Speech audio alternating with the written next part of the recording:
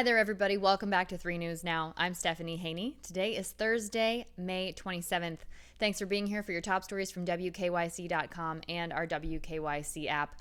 And on this Thursday, May 27th, we now live in a world where 2 people here in Ohio have won substantial prizes for getting vaccinated against COVID-19. We had the drawing yesterday. You saw it live on Channel 3 at 7:29 p.m. And the winners were announced, and one of them, the first $1 million winner, is a Shaker Heights native. Her name, Abigail Bujenski, and she was quite ecstatic. She was introduced formally by Governor DeWine today during a press conference. She said she was completely surprised when she got the call. She still can't believe it, and it was a crazy night. She says she absolutely has not processed it yet, and she's still digesting it, and she'd like to say that it feels like it's happening to a different person. Now, she is the very first $1 million winner. She says she hasn't thought about what she's going to do with it. She says she will donate some to charity, but she doesn't really know the specifics there yet. She also mentioned that she had recently come up to Cleveland from Cincinnati to look at a used car, and that a used car is probably still in her future. The person who won the up to 4-year college scholarship is an 8th grader. His name is Joseph Costello. He was in the 12 to 17, of course, age bracket who had gotten vaccinated. And he was on the Today Show today during the 9 a.m. hour. He said he was very happy about it and surprised and ecstatic. He is of Englewood in Montgomery County. Also, on the national stage, President Joe Biden is here in Cleveland today, and he spoke at Tri-C's campus while touring Cuyahoga Community College. He talked about the fact that 50% of American adults are now fully vaccinated against COVID-19, and unemployment claims are down by more than 1/3. Now, according to the White House, that's the lowest since the COVID-19 pandemic started. Here's an update that's happening out of Canton, Ohio. Canton McKinley High School's head football coach Marcus Watley has been placed on administrative leave, and so have 7 assistant coaches.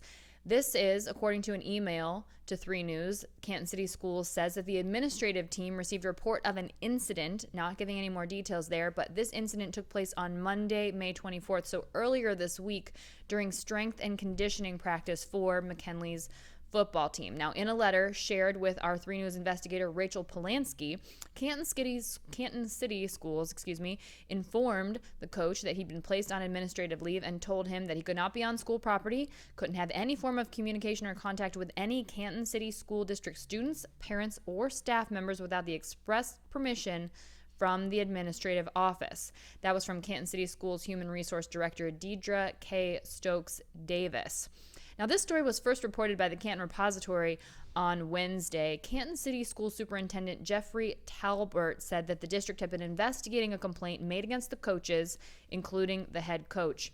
He said it was a situation that deserves to be investigated, so they're going to investigate it. He said what he can say is that all of the athletes are safe, they're continuing on with strength and conditioning, and they'll investigate this according to district policies. Now, if you saw that video that came out about that altercation on a Southwest Airlines flight, the passenger who took the video is now saying that she believes that both the flight attendant and the passenger were at fault. This is Michelle Manor. She's the person who took the video. I'll give you a little bit of a backstory here. It was a flight from Sacramento to San Diego, and it had just landed on Sunday when a fight broke out. The flight attendant got into an argument with passengers over masks. The flight attendant walked away, came back a few minutes later, and the altercation escalated at that point. That's when it turned violent. Video shows the flight attendant punched in the face. She reportedly had 2 teeth knocked out, and the passenger who hit her was escorted off the plane by law enforcement. Now, the woman who took the video, Michelle, says she only captured the end of the fight on camera, and then a couple minutes earlier, the flight attendant was arguing with the passenger by the window because her mask was below her nose.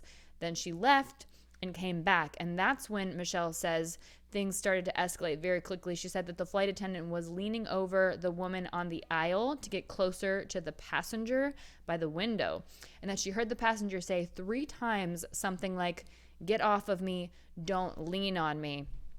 After that, the passenger, identified as 28-year-old Viviana Quinones, is seen punching the flight attendant in the face. Now, Michelle says, of course, the passenger was not correct by hitting her, but in her opinion, that the passenger was provoked.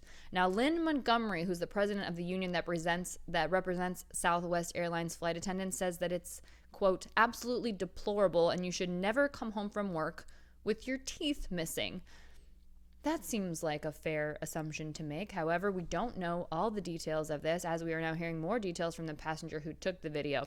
However, we do know that arguments over mask wearing are escalating on planes, along with other general issues.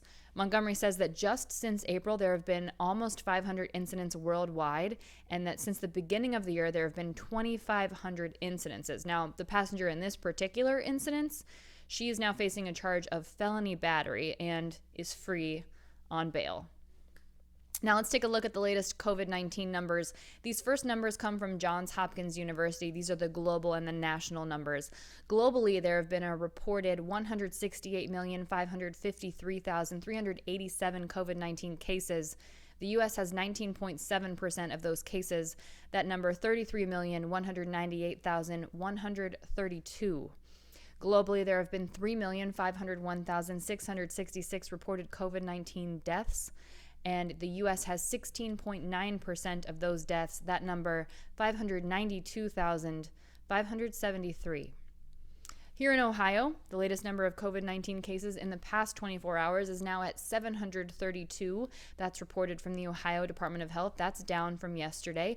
And when we take a look at those cases per 100,000, now Ohio is sitting at 82.3. Now remember, next week, June 2nd, is when all of the health orders lift, according to Governor DeWine, and he had wanted us to be at 50 cases per 100,000. Not quite there, but definitely much closer than we were when he first announced a couple weeks ago that that would be happening regardless on June 2nd.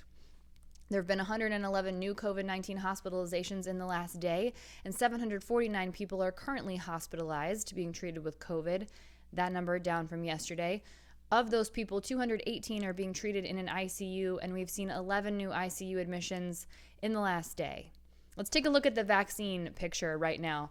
More than 39% of Ohioans are completely vaccinated. That's just over 4.6 million people, and more than 19,000 have gotten their second shot or their first and only Johnson & Johnson shot in the last 24 hours.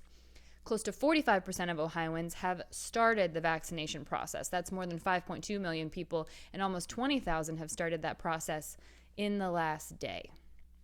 The Wolstein Center mass vaccination site at Cleveland State University will be closing soon, in a little over a week and a half. It'll close on Monday, June 7th. And on Thursday, today, Governor DeWine announced that it will continue to have the Pfizer vaccine from here until then. Now, that's because Pfizer is the only vaccine approved for ages 12 and up. He says, so if you're a parent thinking about bringing your child to the Wolstein Center, now is the time. He says the clinic's been very successful, and they want to make sure that it's fast and efficient for both teens, preteens, and adults. Now, Discount Drug Mart has taken over operations of the pharmacy aspect of things from the Cleveland Clinic. So if you get a first dose there of Pfizer and you need a second dose, they'll schedule you for that appointment at a Discount Drug Mart. Now let's turn to what's happening in the charity world, also related to the Cleveland Browns. We now know some of the people who will be playing in Jarvis Landry's Family and Friends Celebrity Softball game that's happening on June 12th. Now the purpose of this is to raise money for the Lake Health Foundation. It'll be at Classic Park in East Lake. We know that the team captain for the opposing team will be Kansas City Chiefs tight end and Cleveland Heights native Travis Kelce. Landry will have all of the home guys on his team: quarterback Baker Mayfield, Myles Garrett, David Njoku, Kareem Hunt, Donovan Peoples-Jones, Denzel Ward, Jedrick Wills Jr., and Mack Wilson. And legendary Browns player Bernie Kosar will be playing on the home team. Now, the away team, led by Kelce, it will have a lot of people from all over the NFL. From the Colts, Darius Leonard. From the Pittsburgh Steelers, Deontay Johnson. From the Steelers as well, Terrell Edmonds. From the Raiders, Henry Ruggs III. From the Vikings, Irv Smith Jr. Free agent Ted Ginn Jr., from the Jets, Vinny Curry, and from the Miami Dolphins, Xavier Howard. Tickets are $17. They went on sale on Wednesday, and there are some box seats available for $22. We have the link if you want to check that out on WKYC.com.